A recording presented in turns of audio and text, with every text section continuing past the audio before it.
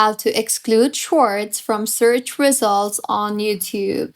Hello everyone, I am Bishaka and welcome to our channel. Now let's get right into the tutorial. Firstly, go ahead and open the YouTube application on your device and make sure you are signed in.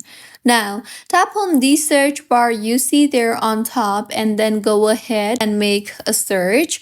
Now, once you have made a search, if you want to exclude shorts, simply tap on the three dots on the top right of your screen and then tap on the search filters option you see there.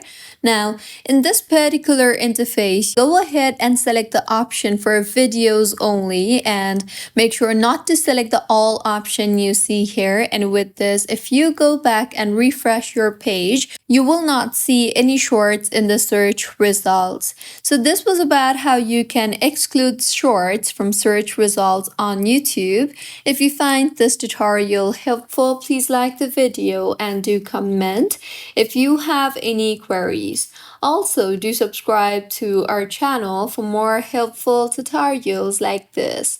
See you on the next one.